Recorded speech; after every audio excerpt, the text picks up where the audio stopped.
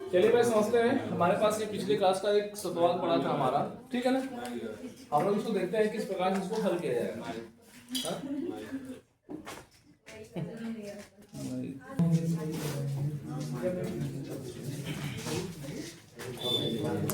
तो ये जो क्वेश्चन है हमारा, इसमें हम लोग समझते हैं किस तरीके से इसको सॉल्व किया जाएगा, ठीक है ना। तो समझते हैं।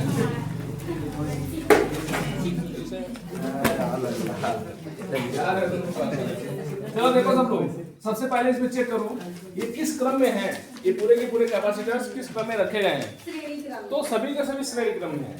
सभी के सभी किस क्रम में है। यहाँ से आप चलना शुरू करो, आपको रास्ते कहीं कटे नहीं हुए हैं, एक केवल तार को ऐसे फोल्ड किया गया है। तो ऐसे देखने पर आप इसको समांतर नहीं समझेंगे, इसको क्या समझेंगे, श्रेणी समझेंगे, ठीक है ना।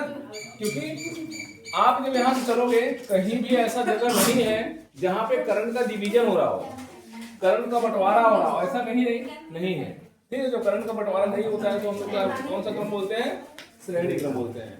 क्लियर है बात, ठीक। तो चलो समझते हैं श्रेणी क्रम कैसे इसको मिल गया है। सबसे पहली चीज, ये 4 है और वहां भी 4 है, बवाल ये मचा रहा है, ठीक है ना। सर हम लोगों को बोर्ड ही नहीं दिखाई दे रहा है। अब दिख रहा है नहीं, ऑफिस हो जाओ, ऑफिस करो, ब्रेक ऑफिस करो। आगे ये लोग बैठे हैं नहीं दिख रहा है। अच्छा आगे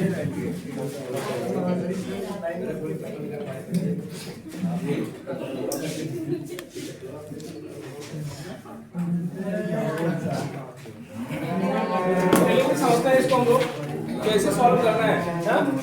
ये सभी के सभी 2-2 माइक्रोफैराड के हैं। तो सबसे पहले काउंट करो कि श्रेणी क्रम में 2-2 माइक्रोफैराड कितने हैं। 1 2 3 4 5 6 7 8 9 10 11 12 13 14 15 16 17 17 लोग हैं, ठीक है। टोटल 17 लोग हैं, तो पूरी वैल्यू कितनी आएगी, बोलो, 17 C by N. Total capacitance जो होता है वो C बाई क्या होता है, N होता है, यही। तो यहाँ का जो कैपेसिटेंस आएगा 2 वाले का, 2 वाले का कितना आएगा, 2/17। सही है। ये किसका आया, 2 वाले का। अब 2 वाले के साथ ध्यान रखो, अब कैपेसिटेंस जो बनेगा, एक 4 वाला यहाँ है, ये 2 वाला जब आपने पूरा हल किया तो कितना आया, 2/17 आया। तो ध्यान दो, ये 4 हो गया, ये 2/17 हो गया, ये पूरा 2 वाला मैंने मिला दिया। अब फिर 1 4 वाला और बचा है, 1 4 वाला और बचा है, इतना माइक्रोफैराड, इतना माइक्रोफैराड, इतना माइक्रोफैराड। ये बताओ सही है इतना, इतना सब कुछ समझ में आया। और अगर 4-4 का श्रेणी कितनी होती है, 4-4 की श्रेणी 2 होती है, ठीक है ना। इसका फिगर आप कुछ ऐसा भी बना सकते हो, एक हो गया 2 माइक्रोफैराड और दूसरा हो गया कितना, 2/17 माइक्रोफैराड। थोड़ा सा कैलकुलेशन का दिमाग चलाना था, ठीक है। माइक्रोफैराड इसको लिखिए। अब बताओ ये कौन से क्रम में है, श्रेणी क्रम में। श्रेणी क्रम में दो को अगर हल करना हो, फॉर्मूला क्या होता है, C = C1 C2/C1 plus C2 होता है। 2 संधारित्रों के लिए, 2 संधारित्रों के लिए C = C1 + C1 C2/C1 plus C2। अब C की वैल्यू जो मिलेगी, C1 C2 का मान रख दो, 2 × इतना 2/17/2 प्लस 2/17। सही है, ऐसे किया जाएगा। और ऊपर कितना हो गया, 2 दूना 4/17, 4/17 पूरे डिवाइडेड बाय कितना, 17 दूना 34, 34 को 36, 36/17, 36/17। इसको ऊपर भेज दो, कितना हो जाएगा, 4/17 इंटू, इसको उल्टा कर दो, 17/36 और 17 से 17 कट जाएगा, 4 9 आई 36, 1/9 कितना जाएगा, 1/9 आ गया। इतना माइक्रोफैराड। या इसी को आप पॉइंट में लिखना चाहे लिख सकते हैं, 1/9 को क्या लिख सकते हैं, 1 दशमलव कहाँ आएगा, 0 दशमलव आएगा। तो 9 1 का 9, फिर 9 1 का 9, 0.11 इसको लिखिए। इतना माइक्रोफैराड वैल्यू आएगी आपकी, 1/9 माइक्रोफैराड। क्लियर हुआ कैसे सॉल्व किया गया। थोड़ा सा कैलकुलेशन का ध्यान रखना था। मैंने कुछ नहीं किया, दो वाले को अलग किया, क्या हुआ नहीं समझ में आया?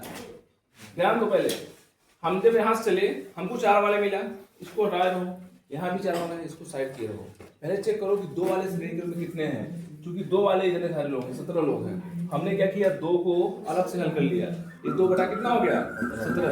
फार्मूला कौन सा लगाओगे, C' = C/n। अगर श्रेणी क्रम में फार्मूला लगाना होगा C/n होता है, समान संधारित्र अगर लगे हो। 2 बटा 17 आ गया हमारा।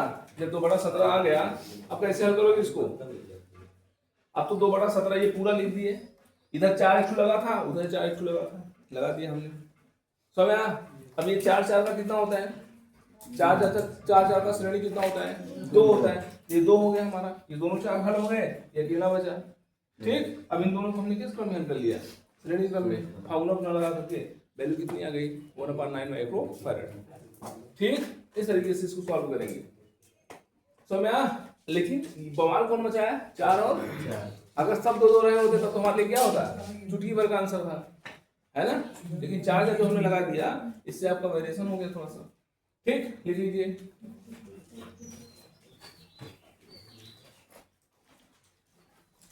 श्रेणी और समांतर का चलो, इसको पहचानने का तरीका, ये हमारे पास जो संधारित्र है, इसको पहचानने का तरीका क्या है, कैसे जानेंगे कि श्रेणी में है और कैसे जानेंगे समांतर में। अगर दूरी का डिवीजन हो जाए, दूरी माने क्या, प्लेटों के बीच, बंद है चालू, ठीक है ना? ध्यान दो भाई, आवाज नहीं कर दे दोगी पूरी। क्या हुआ, सही है? चलो देखो भाई, हमारे पास यहाँ पे P व Q, ये टर्मिनल जो है आप लोग उसको देखा करो, ठीक है ना? अगर वो जो डिवीजन है, ठीक है ना, अगर दूरी का डिवीजन किया है, दूरी माने प्लेटों के बीच, एक प्लेट ये हो गया पूरा, एक प्लेट ये हो गया पूरा, ये प्लेटें बोली जाती हैं, जो दोनों लाइन आपको दिख रही है, ये दोनों प्लेटें हैं, ठीक। और ये है प्लेटों के बीच की दूरी, दोनों संधारित्र बनाते थे यार, वही है समांतर प्लेट संधारित्र, दो प्लेटें हो गई और ये दोनों प्लेटों के बीच की दूरी हो गई। और ये प्लेटों का क्या होता है, क्षेत्रफल होता है। ये देखो, ये यहाँ से लेकर के यहाँ तक प्लेट का क्षेत्रफल लिखा है, अर्थात इस प्लेट का भी क्षेत्रफल ए है, इस प्लेट का भी क्षेत्रफल ए है, पूरा यहाँ से लेकर के यहाँ तक का, समझ में आ रहा है? यहाँ से लेकर के यहाँ तक का क्षेत्रफल कितना है, ए है, ठीक। और ये दूरी कितनी है प्लेटों के बीच, डी है। सेम टू सेम वही छापा हूं, ठीक है ना, कोई डिफरेंस नहीं दिखा ना आप लोगों को। और आप लोग जानते हैं कि प्लेटों के बीच क्या भरा जाता है, परावैद्युत पदार्थ भरा जाता है। वहां देखो मैं भरा हूं, परावैद्युत पदार्थ कहाँ भरा जाता है, बीच में। और यहाँ पे मैं दो परावैद्युत पदार्थ, एक K1 इसमें भरा हूँ, K2 इसमें, इसमें अलग है, इसमें अलग है। इतनी दूरी को मैं डिवाइड कर दिया हूँ। अब समझना इसमें क्या है कि अगर कभी दूरी का डिवीजन ना होकर के एरिया का डिवीजन हो जाए पूरा पूरा, दूरी का डिवीजन ना होकर के एरिया का डिवीजन हो जाए पूरा पूरा, ठीक, तो इसको हम समांतर क्रम मानेंगे। क्या समझेंगे, समांतर क्रम। या फिर ये भी हम कह सकते हैं, यहाँ पर हम देख लें कि जो प्लेटें हैं हमारी, हम प्लेटों के बीच, है ना, समांतर क्रम का मतलब क्या होता है कि धारा का क्या हो जाए, डिवीजन हो जाए। धारा क्या हो जाए, डिवीजन। हम धारा को इस तरीके से लगाए हैं क्योंकि ऐसे बैटरी जुड़ जाएगी यहाँ, ठीक है ना, बैटरी जोड़ेंगे तो धारा इसमें बहने लगेगी, एक तरफ से आएगी दूसरी तरफ आएगी, ठीक। हम ऐसा लगाए हैं इसको, जैसे लग रहा है प्लेटों में क्या हो रहा है, धारा का डिवीजन हो जा रहा है। प्लेटों के बीच धारा का क्या हो रहा है, जैसे धारा कुछ इधर जाएगी कुछ इधर जाएगी। ये किस क्रम में हो गए दोनों प्लेट आपस में, ये दोनों समांतर क्रम में हो गए, ठीक। तो अगर समांतर क्रम में हो गए तो इसको हम क्या करेंगे, समांतर क्रम में हल करेंगे। तो समांतर क्रम में हल कैसे करेंगे, समांतर क्रम में हल कैसे करेंगे, इसको ध्यान दो। पहले पे ध्यान दो, यहाँ पे अगर हम लोग जो पहला वाला है भाग, इतने के लिए C1 का मान निकालें, और इतने चूंकि ये K1 है, ये K2 है, ये K1 है और ये K2 है। देखो सवाल के जो पैटर्न होते हैं, सवाल के पैटर्न समझना बहुत जरूरी होता है। आप एक प्रकार के सवाल लगा कि एग्जाम में पूछ गए, नहीं आएगा, वहां कौन सा पैटर्न आया मायने रखता है। मान लो आप वो वाला पैटर्न जानते हो, ये वाला पैटर्न नहीं जानते हो, और परीक्षा में दे दिया, तब आप क्या करोगे, नहीं आएगा, है ना, तो जानते रहोगे तो सारी चीजें हल करके आओगे। ध्यान दो, पहले हम K1 के लिए धारिता का मान निकालते हैं, फिर K2 के लिए धारिता का मान निकालते हैं। दोनों के लिए धारिता का मान निकाल करके फिर दोनों क्या करते हैं, समांतर क्रम में हल कर लेते हैं। चलो कर रहे हैं सब लोग, देखो ध्यान से। C1 इज इक्वल टू माने क्या, K1 का भाग लेना है। किसका भाग लेना है, C1 माने K1 वाला सेक्शन लेना, ये वाला सेक्शन पूरा। और हम लोग जानते हैं कि C is equal to formula क्या होता है, epsilon naught A by D होता है। समांतर प्लेट संधारित्र की धारिता, समांतर प्लेट संधारित्र की धारिता कितनी होती है, epsilon naught A by D होती है। तो बताओ C1 का मान क्या होगा, कोई बताएगा हमको यहाँ से कितना होगा? ध्यान दो, एप्सिलॉन नॉट ही रहेगा, लेकिन ध्यान है जब K1 K2 का प्रयोग कर दिया जाता है, यहाँ कहाँ के लगाते हैं, एप्सिलॉन नॉट के साथ क्या लगा देते हैं। तुम लोग बोलते नहीं हो, सर तुम शांत वहां बैठे रहते हो, आग लगा कर दूध एक गिलास रोता जाओ तब करो, आवाज आप पैसा ले लेते यहाँ देख, जब दूध एक गिलास रोता है, यहाँ कोई कैलकुलेशन तो नहीं है। चलो देखो ध्यान से, K1 K2 का मान रखना है। पहले वाले संधारित्र के लिए K1 का मान K1 रखोगे, एप्सिलॉन नॉट जो का त्यों रखोगे। क्षेत्रफल कितना है, आप देख रहे हैं क्षेत्रफल का डिवीजन हो गया है। यहाँ से लेकर यहाँ तक का क्षेत्रफल कितना है, A है, बीच में से कट गया है, इसका मतलब आधा क्षेत्रफल इधर है, आधा क्षेत्रफल, यानी यहाँ का क्षेत्रफल होगा A बाई 2, यहाँ का भी क्षेत्रफल होगा A बाई 2। आप क्षेत्रफल की जगह क्या रखोगे, A बाई, इसको समझे रहो, सवाल दूसरा दूंगा तो आराम से लगाना, आप लोग तब समझेंगे। ये D है, दूरी में क्या कोई डिवीजन हुआ है क्या, नहीं, दूरी जितनी इन प्लेटों के बीच है उतनी इन प्लेटों के बीच भी है, कोई चेंजिंग नहीं है। तो दूरी को कितना रखोगे, D ही रखोगे। इसको और भी लिख सकते हो क्या, 2 को भेज दो नीचे, 2 को भेज दो बटे में है ना, तो K1 epsilon naught A by क्या 2, बदल का सही है। सेम टू सेम C2 की वैल्यू निकालो उस तरफ वाली प्लेट की, तो क्या आएगा बताओ, K2 epsilon naught A by 2 by क्या, बस ठीक है। अब इसको क्या लिख सकते हो, K2 epsilon naught A by 2D। ये तो आई वैल्यू C1 की और ये आई वैल्यू C1 की और C2 की, दोनों की धारिता आ गई, दोनों संधारित्रों की। अब दोनों को किस क्रम में जोड़ना है, किस क्रम में है ये लोग, समांतर क्रम में।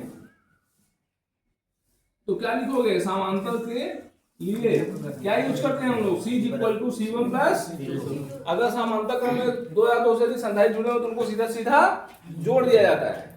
समांतर क्रम में संधारित्रों को सीधा सीधा जोड़ दिया जाता है। तो C equal to C1 plus C2, तो C इक्वल टू C1 की वैल्यू कितनी है, K1 epsilon naught A by 2D, K1 epsilon naught A by 2D plus K2 epsilon naught A by 2D। नीचे का समान हो तो ऊपर जोड़ दिया जाता है, नीचे का समान हो तो ऊपर क्या कर दिया जाता है, जोड़ दिया जाता है। तो C इक्वल टू, ध्यान दो, नीचे एलसीएम ले लो 2D, इन दोनों क्या करो, जोड़ दो, तो K1 epsilon naught A plus K2 epsilon naught A। इतना सही है। कुछ कॉमन है क्या ऊपर, क्या कॉमन है, एप्सिलॉन नॉट A कॉमन है। तो C इक्वल टू ऐसे छापो, एप्सिलॉन नॉट A कॉमन कर लो और यहाँ लिखो K1 plus K2 upon D। This is the capacitance for this capacitor. इन दोनों संधारित्रों के लिए तुल्य धारिता का मान यानी CPQ का मान ये आएगा। समझ आया। अब कभी कभी क्या करता है, ध्यान दो, कभी कभी ये क्षेत्रफल का मान दिया रहेगा, प्लेटों का क्षेत्रफल दे देगा और उसके बाद K1 K2 का मान दे देगा, 1 2 3 4 5, ठीक। उसके बाद D का मान दे देगा। तब आप इस फॉर्मूले में वैल्यू रख कर क्या कर सकते हो, हल कर सकते हो। समझ नहीं। कभी अगर ऐसा कैपेसिटर छपा रहे और आपको सभी की वैल्यू भी दी रहे तो कैसे हल करोगे, सभी की वैल्यू यहाँ पे सबमिट करोगे, लेकिन पहले यहाँ तक आपको पहुंचना होगा, ठीक है। यहाँ तक पहुंच करके फिर उसके बाद काम करना है। तो बताओ समझ में आया सिस्टम, बोलो भाई। इसको लिखो तो एक सवाल और तो क्लियर हो, लिखो जल्दी से। 7 सवाल। चलो इसको पहले हटा। आपके सामने जो नेक्स्ट क्वेश्चन है इसी पैटर्न का, उसको हम लोग सॉल्व करेंगे। ये दोनों किस क्रम में आपको दिख रहे हैं? श्रेणी क्रम में दिख रहे हैं। क्यों? क्योंकि यहाँ पे दूरी का, प्लेटों के बीच की दूरी का क्या हुआ है? डिवीजन हुआ है। ठीक, तो C1 की वैल्यू पहले लिखूं, क्योंकि जानते हैं C इक्वल टू फार्मूला क्या होता है हमारा? C equal to epsilon naught A by D होता है। ठीक, बताओ C1 का मान क्या होगा? K1 एप्सिलॉन नॉट A का कोई बंटवारा नहीं हुआ है, इसलिए A बाई 2 नहीं लिखेंगे, केवल क्या लिखेंगे इसको? सब लोग समझ गए ना? A का बंटवारा हुआ है क्या? नहीं।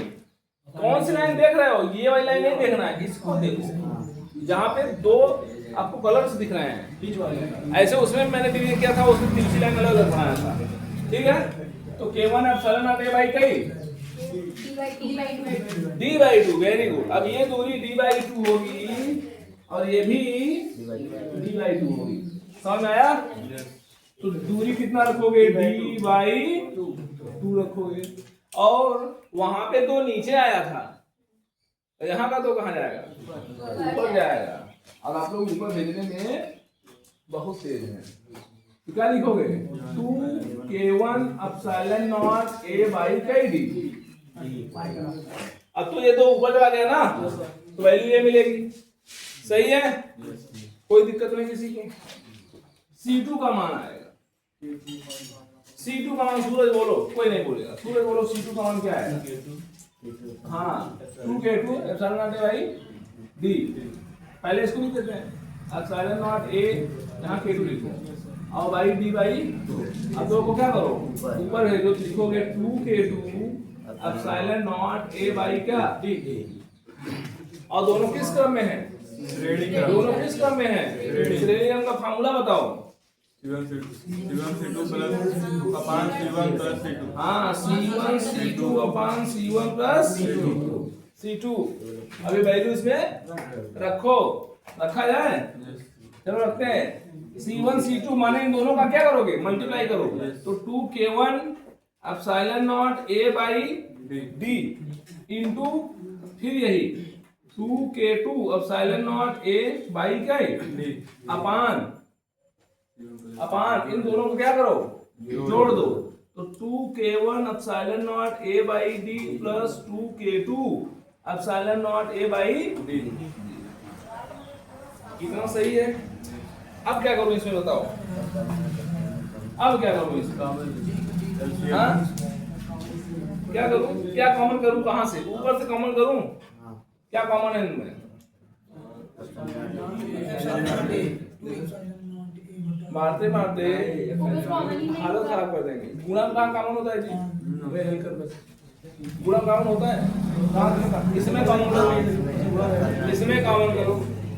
समझ आ रहा है? नीचे वाले में कॉमन होगा ना कि ऊपर वाले में? ऊपर वाले को भी ज्यो का त्यों छापो। K1 K2 को एक जगह कर सकते हो, K1 K2 को एक जगह कर सकते हो, 4 को एक जगह कर सकते हो, epsilon naught A by D को एक जगह कर सकते हो। ये सिस्टमैटिक कर सकते हो, बट कॉमन वुमन नहीं कर सकते। तो हम इसको सिस्टमैटिक लिख रहे हैं। C equal to 4 K1 K2। देखो क्या वही चीज लिखा गया है?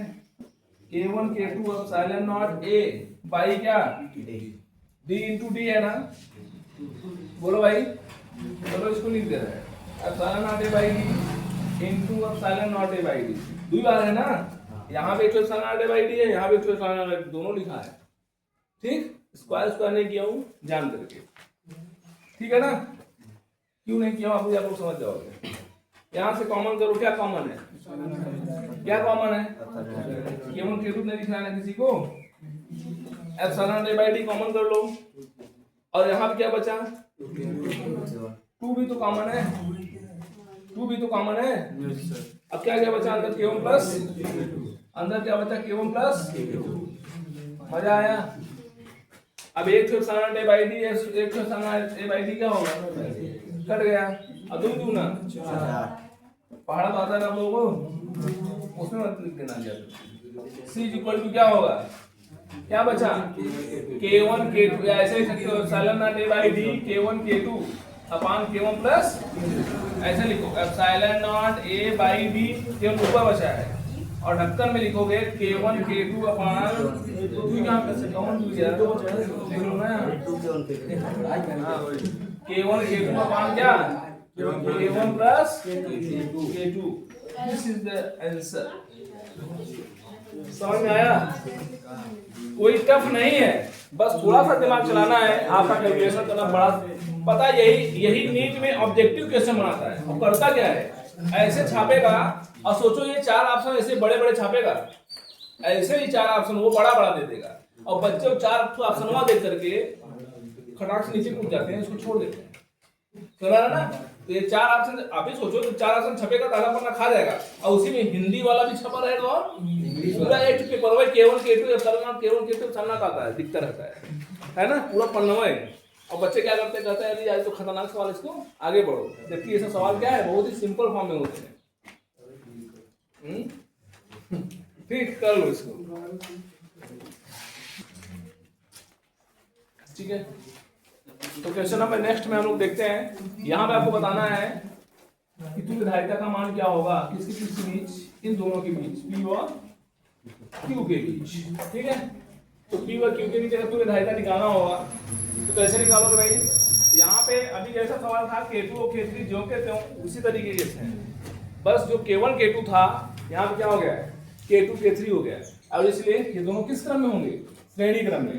तो पहले हम तीनों के मान लिखते हैं, C1 के भी, C2 के भी और C3 के भी। तो क्योंकि हम लोग जानते हैं C इक्वल टू वैल्यू होती है हमारे पास, C equal to epsilon naught A by. अब तो ये याद हो गया होगा एकदम से, ठीक है ना? ठीक, बताओ C1 की वैल्यू यहाँ से क्या होगी? C1 बोले तो K1 के लिए, ठीक है ना? तो K1 के लिए जो मान आएगा वो कितना आएगा? K1 A by 2। हाँ, दूरी में यहाँ क्षेत्रफल का इसका डिवीजन हो गया है ना, यहाँ से आता पूरा क्षेत्रफल है, डिवीजन हो गया है, तो क्षेत्रफल कितना हो जाएगा? आधा, जबकि दूरी में कोई डिवीजन नहीं हुआ है, इसको ध्यान रखिएगा। तो K1 A by 2 epsilon naught A by 2 अपान क्या, इसको क्या लिख सकते हो? K1 epsilon naught A by 2D, जैसा पीछे लिखे थे। ऐसे C2 का मान बताओ। C2 में बताओ क्षेत्रफल का डिवीजन हुआ है, बोलो। क्षेत्रफल कौन होता है? क्षेत्रफल ये होता है, तो क्षेत्रफल आधा ही लिखा जाएगा, A बाई 4 नहीं कर देना। यहाँ से यहाँ तक का क्षेत्रफल A बाई 2 होगा, तो यहाँ से यहाँ भी क्षेत्रफल कितना होगा? A बाई 2 होगा। A बाई 2 इसके लिए भी लिखोगे, A बाई 2 इसके लिए भी लिखोगे। और दूरी में क्या हुआ है? दूरी में डिवीजन हुआ है, समझ में आ रहा ना? इसका मतलब वहां D बाई 2 लिखोगे, हाँ इसको लिखोगे D बाई 2। सब समझ में आ रहा है नहीं? यहाँ पे लिखोगे D बाई 2, ठीक है। अब क्या करोगे? C2 इक्वल टू, पहले K2 के लिए लिखो, K2 epsilon naught A by क्या, A by 2 upon D by 2। समझ में आया? तो कितना बचेगा ये value? K2 epsilon naught A by D। हाँ, K2 epsilon naught A by D। बताओ भाई, तो कट जाएगा ना 200? क्या हो गया? K2 epsilon naught A by, अरे भाई A by 2 divided by D by 2, इसको भेजो ऊपर तो हो जाएगा 2 बाई D, 2 से 2 A बाई D बचा रहेगा। समझ में आ गया? ऐसे ही C3 का मान बताओ, C3 का मान कितना आएगा? हाँ बोलो भाई। K3 epsilon naught A by 2 upon D by 2, तो वैल्यू क्या आएगी? K3 epsilon naught A by D। समझ में आया? अब इसको सॉल्व करो, अब इसको सॉल्व करो। कैसे सॉल्व करोगे? पहले किसको हल करोगे? C1 C2 को, C2 C3 को। पहले किसको हल करोगे?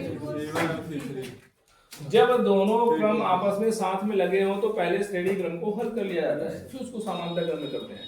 तो श्रेणी क्रम में कौन है? C2 और C3 है, तो पहले श्रेणी क्रम में C2 C3 को हल कर लो। हल करें ना, तो लिखोगे C2 C3 के लिए क्या लगाओगे C equal to C1 C2 upon C1 plus C2 यही C1 C2 करो सब लोग और C इक्वल टू वैल्यू क्या आएगा बताओ C1 का मान C2 C3 अपान C2 प्लस C3 तो C2 का मान K2 epsilon naught A by D plus K3 epsilon naught A by अब पूरे का अपान यहाँ ठीक है अपान लिखोगे क्या दोनों को जोड़ दो same to same epsilon naught A by D plus K3 epsilon naught A by D सही है। अब इसको हल करो पहले थोड़ा सा इसको हल करो पहले कैसे हल करो जैसे पीछे वाला बताया कहाँ कॉमन कर ले इसमें से क्या कॉमन है हाँ अब कोई बताता ना कॉमन यहाँ से नहीं होगा कॉमन कहाँ से होगा नीचे वाले से होगा ऊपर वाले को जो करते हो लिखो K2 K3 में पास पास कर दे रहा हूँ ठीक है तो C equal to K2 K3 epsilon naught A by 2 epsilon naught A by D epsilon naught A by D into epsilon naught A by D upon क्या कॉमन है epsilon naught A by D common है epsilon naught A by D common है ढक्कन में लिखो K2 plus K3 समझ आया क्या कटे हो epsilon naught A by D से epsilon naught A by D cut गया क्या बचा C इक्वल टू K2 ऐसे लिखो epsilon naught A by D ढक्कन में लिखो K2 K3 upon K2 plus same to same ऐसे ही उसमें भी आया था श्रेणी वाला जब हम हल किए थे बस K1 K2 वहां आया था हम चाहते तो डायरेक्ट लिख भी सकते थे ठीक अब ये वैल्यू आ गई हमारी अब इसकी वैल्यू हमको पहले से पता है नहीं पता है तो पता है इसको हल करो है ना क्या करोगे अब दोनों को किस क्रम में करेंगे दोनों को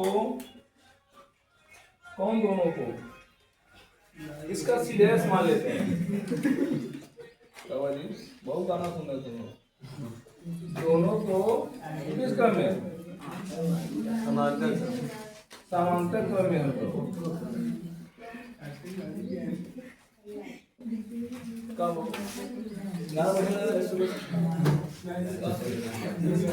यहाँ देखा